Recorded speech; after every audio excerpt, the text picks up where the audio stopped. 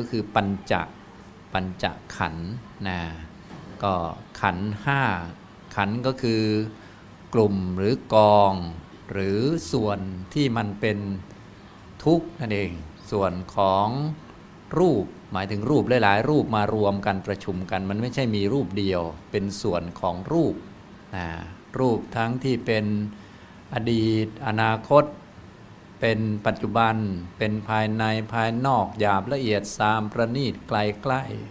เยอะแยะมากมายมารวมเป็นกลุ่มเดียวกันเป็นกองเดียวกันก็เรียกว่ารูปขันธ์นะเวทนาก็มีมากมายที่มันเกิดมันดับอยู่นี่เอามากองรวมกันก็คงเยอะเหมือนกันแต่ว่ามันมองไม่เห็นตัวเพราะว่ามันเป็นนามธรรมเวทนาทั้งที่เป็นอดีตอนาคตปัจจุบันภายในภายนอกหยาบละเอียดซามประณีตไกลใกล้นะ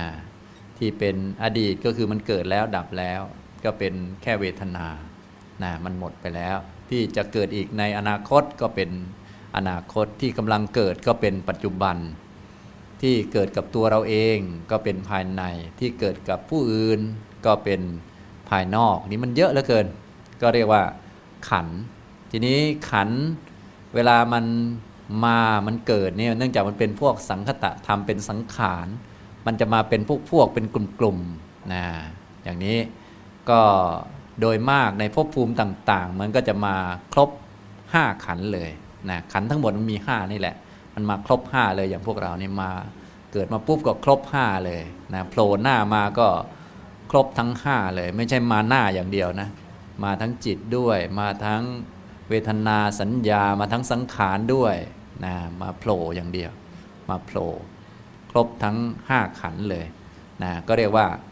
ปัญจขันธ์คือขันธ์ทั้ง5กลุ่มของสิ่ง5สิ่ง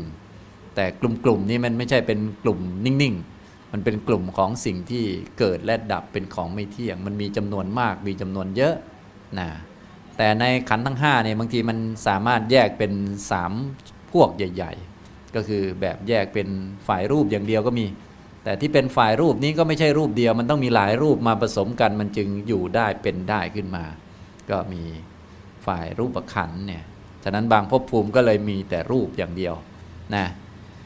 ทีนี้อีกชุดหนึ่งก็จะเป็นเวทนาสัญญาสังขารวิญญาณพวกนี้มี4ขันธ์เรียกว่านามขันธ์4นะก็ชุดหนึ่งก็เหลือแต่รูปอีกชุดหนึ่งก็เหลือแต่นามมี4ขันธ์นะอีกกลุ่มหนึ่งก็มาทั้ง5ขันธ์เลยอย่างพวกเราเนี่ยมา5ขันธ์แต่ขันธ์โดยภาพรวมทั้งหมดแล้วก็มีอยู่5เป็นคำกำหนดนับจำนวนคือทั้งหมดในสากลจักรวาลเนี่ยขันธ์ไม่เกิน5นะไม่ใช่มีแค่4แค่3 2 1หรือ6 7 8แต่มีแค่5เท่านั้นเองนะครับอย่างนี้ถ้าเป็นภาษาบาลีก็ปัญจขันธานะปัญจขันธ์ส่วนภาษาไทยเราก็เอามาแปลงก็เป็นเบญจก็ได้เหมือนกันเป็นคำไทยนะครับก็ความหมายก็อันเดียวกันนะครับ